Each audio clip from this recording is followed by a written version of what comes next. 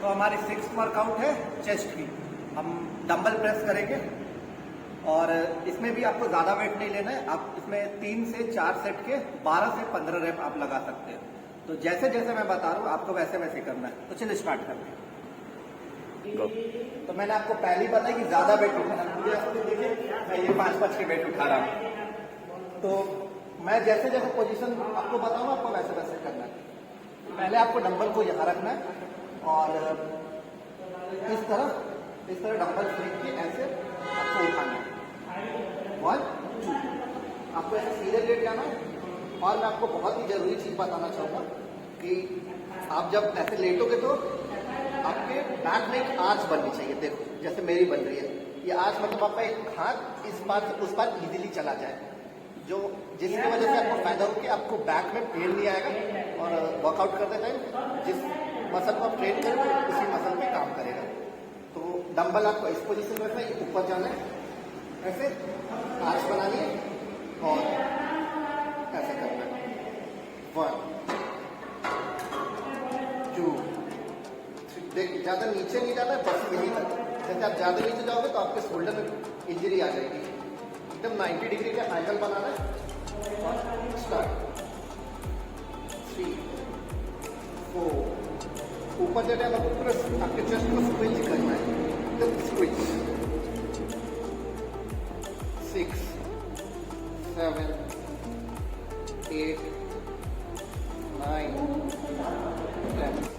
तो मैं आपको एक और बात बताना चाहूँगा, जब आपने ऐसे डंबल पकड़ा है तो आपको अपने ना इस तरह डंबल पकड़ना, इस तरह ये एकदम आपका पैर एकदम सीधा होना चाहिए। चाहे आप शोल्डर ट्रेन कर रहे हो, चेस्ट ट्रेन कर रहे हो, ये आपको एकदम सीधा होना चाहिए। और जैसा कि मैंने आपको पहले भी बोला था कि आप अगर चेस्ट के मसल को ट्रेन कर रहे हो तो इसी पोजीशन में अगर आप पीछे ले जाओगे, आगे ले जाओगे तो आपके शोल्डर पे पेन आएगा। आपको तब पता चलेगा कि आपका चेस्ट ट्रेन हो रहा है कि जब आप सही पोजीशन में आप मूव करोगे अपने हैंड को और आपकी ये मसल जो मूव हो रहे हैं, आप टच करके देख सकते हो कि आपके मसल मूव हो रहे हैं, आपके मसल में पेन आ रहा है, स्ट्रेन हो रहा है। तब आपको पता चलेगा कि हाँ आप जिस पार्ट के लिए वर्कआउट कर रहे हो वो उसी पार्ट को ट्रेन कर रहा है। तो हमारी 6th वर्कआउट है ये चेस्ट के लिए, इसे हम पैक फ्लाई बोलते हैं। और आपको सबसे पहले ये आपको पोजीशन देखने की है किस पोजीशन में, आप इसे 4 नंबर या 5 नंबर पे आप सेट कर सकते हो। जैसे कि मैंने 5 नंबर पे दोनों तरफ सेट किया। और इसमें आपका पोजीशन होगा कि आप ऐसे बैठे हो, आपकी बैक को आप इस पर डाल दो और चेस्ट को बाहर की तरफ निकालकर इस तरह आपको वेट को लाना है। और वही पोजीशन जैसे मैंने बताया, चेस्ट को थोड़ा सा वाइड बाहर निकालो और इस तरह 1 2 3 4। तो जब आप पीछे जा रहे हो तो आपको इससे पीछे आपको नहीं ले जाना है, क्योंकि अगर आप इससे पीछे ले जाओगे तो आपको शोल्डर में पेन आने लगे। बस ये तक समझ लो, एक 90 डिग्री का आपको एंगल बनाना है और वापस ये पूरा आगे। जब आप ऐसे सीधे लाओगे तो आपको ये मसल अपर chest, middle chest, lower chest तीनों आपका ट्रेन होता है। 1 2 3। तो आप जैसे देख रहे हो कि जब भी मैं अपने मशीन को जब आगे ला रहा हूँ तो मेरा चेस्ट मूव कर रहा है, और जब मैं बैक में जा रहा हूँ तो ये चेस्ट खींच रहा है। तो आपको भी सेम इसी तरह करना है। जब आप तो इस वर्कआउट से आपको चेस्ट में 2 फायदे होते हैं। जब आप इस मशीन को पीछे ले जाते हो तो ये आपके चेस्ट को वाइडनेस लाने में काम करता है। जब आप आगे लाते हो तो आपके चेस्ट को वॉल्यूम देता है। तो चलिए हम अपने नेक्स्ट वर्कआउट की तरफ चलते हैं। तो हम अपने नेक्स्ट पार्ट शोल्डर को ट्रेन करेंगे।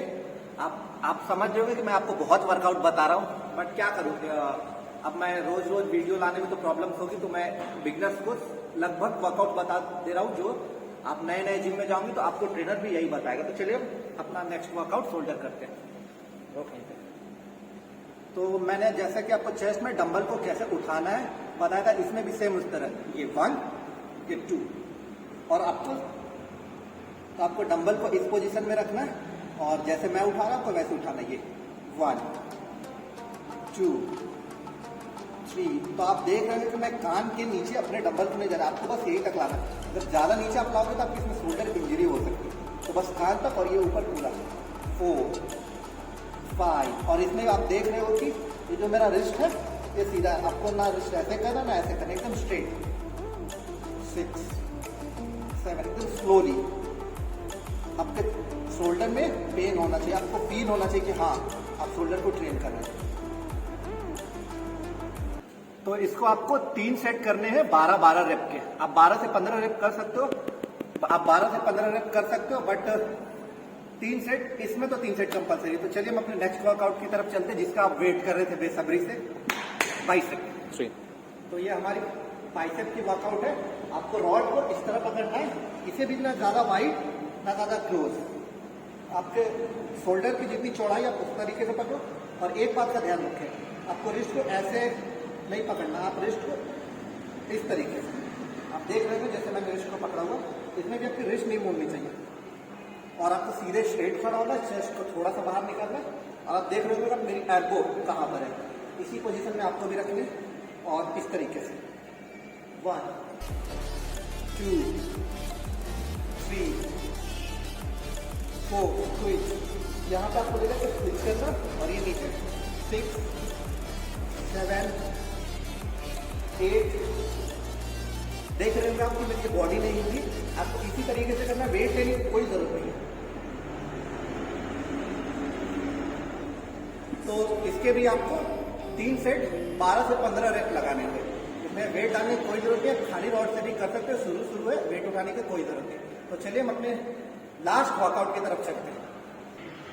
तो ये हमारी लास्ट वर्कआउट है, इससे ट्राइसेप ट्रेन होगा। ये आपका ट्राइसेप का बैक पीछे का जो पार्ट है ये आपका ट्राइसेप होता है, तो इससे ट्राइसेप ट्रेन होगा। ट्राइसेप की बहुत सारी वर्कआउट होती है, बट बिगनर के लिए ये बेस्ट वर्कआउट है।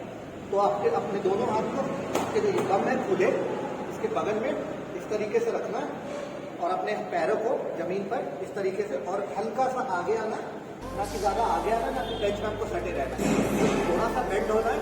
और इस तरीके से 1 2 3 4 6 7 8। आप जैसा कि देख रहे हो कि मैं इससे नीचे नहीं जा रहा हूँ, आपको इससे नीचे नहीं जाना है, नहीं तो आपके शोल्डर में पेन हो जाएगा। इस तरीके से आप देख रहे हो कि ये मेरे ट्राइसेप पे पूरी तरीके से आ रहा है। 9 10 ऊपर ऐसे आना है और नीचे इस तरीके जाना। 11 12 13। अगर आपसे ये इजीली हो जा रहा है तो आप इसका एक नेक्स्ट लेवल पे जा सकते हो। आप अपने दोनों पैरों को इस तरीके से, और जैसा कि मैंने आपको पोजीशन आपको बताया था, और मैं थोड़ा सा आगे आके 1 2 3 4 5 6। तो इस तरीके से आप अपने ट्राइसेप को ट्रेन कर सकते हैं। तो इस लास्ट वर्कआउट ट्राइसेप से आपको ये ट्राइसेप में पीछे साइड बर्निंग सेंसेशन होगा। आपको कराते कराते मैं भी बहुत थक गया। बहुत से लोग बोल रहे हैं कि ये क्या है, एक बॉडी पार्ट की एक वर्कआउट, बट मैं आपको बताना चाहूँगा बिगिनर्स के लिए, शुरू जिनमें स्ट्रेंथ नहीं होता, जो डाइट नहीं लेते, उनके लिए इतना बहुत काफी है। मुझे भी करते करते मैं भी हाफ गया, क्योंकि मैंने भी बहुत दिन से वर्कआउट छोड़ा हुआ है। तो फर्स्ट डे के लिए ये बहुत काफी है। और मैं आपको बताना चाहूंगा कि ये वर्कआउट को आप एटलीस्ट 1 वीक तो लगातार करें। जब मैं बिगनर था, जब मैंने स्टार्ट किया था, तो यही वर्कआउट, इसमें 1-2 वर्कआउट को चेंजेस करते हुए एटलीस्ट मैंने 3 मंथ तक ये वर्कआउट किया था। बिकॉज मेरे हिसाब से, मैं किसी और के बारे में नहीं बताना चाहूंगा, बट मेरे हिसाब से ये mix workout CrossFit best workout होता है पूरे बॉडी पार्ट्स के लिए। आज के लिए इतना काफी था, मिलते हैं नेक्स्ट वीडियो में। जय हिंद, जय Bharat, stay healthy, stay safe, और दम के खाओ और दम के बॉडी बनाओ।